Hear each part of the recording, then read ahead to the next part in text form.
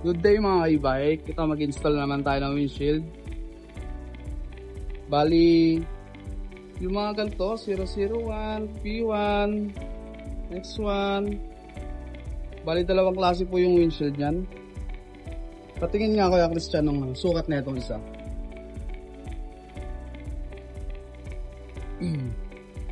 Pakita ko po sa inyo yung sukat ha. Bali yung height nito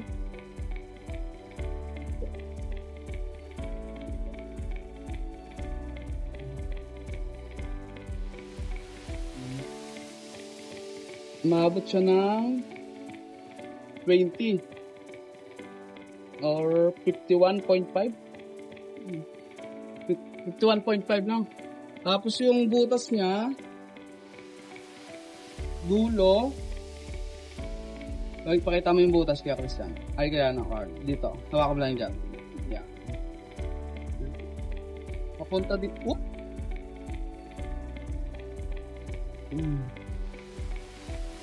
Dulo. Papunta dito sa kabilang dulo ay 43. Ano po yung height? Height. Ay ano? No height? Height niya. Tapos yung width naman po niya. Ay, nakaganda pala dyan. Yan. Yung total po ay 23 or 59. Sa butas naman po, dulo sa dulo, maabot siya ng 54. Yung isang klase natin kaya Carl, abot mo yan. Kapag na-shield, importante, meron siyang panilyo, then meron siyang bracket na dapat panilyo. Then, lock, then siyang yung mga testing natin panilyo. Sige. Bali, papakita natin yung salamin. Pares lang, para sa ibabaw, para sa ilalim, para ang lalapat dito sa bakal, sa panilyo. Yung lang, di masira yung salamin. Ito, pabalik ko sa bakal. Pinilagay sa likod. Video. Okay, bye. Like, subscribe nyo. Para, magkaroon tayo ng video. Ito yung tama. Okay, mali. Tama. May rubber dito sa ibabaw, tapos lalagyan natin ng rubber dito sa boob. Yan, importante ito para once na nalabak kayo, hindi agad masisira yung glass nyo. Kasi glass lang ito, pala muna natin lahat. Okay, hindi kasi muna natin dito. Tapos, ang panilyo dito. Yan, sila naman ang rubber yung impact, yung e-bike. Tapos hindi na kailangan ito ng tools ha. Kahit yung kamay lang, para hindi mo pwede sa misto.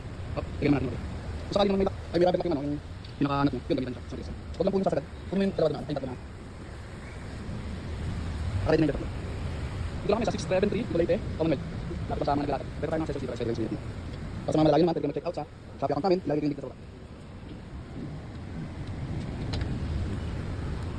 Okay, yan. Abang mo. Good, sarap na. Hindi mo kailangan presa yung 50 na, slow basag yan, dapat kahit yung kamay lang. Kaya lang po tayo sa mga nabilihan. Pag piraan natin natin ito, huwag ka naman rin. Para sa mga wala ko.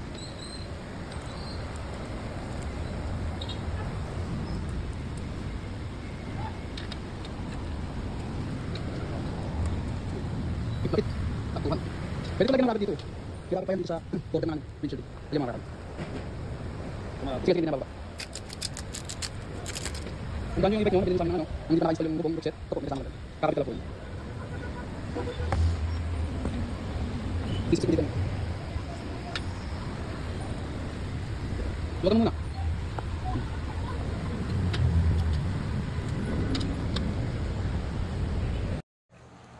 Kung nagustuhan mo ang ganitong mga video, please like and subscribe mga ka-e-bike. Salamat!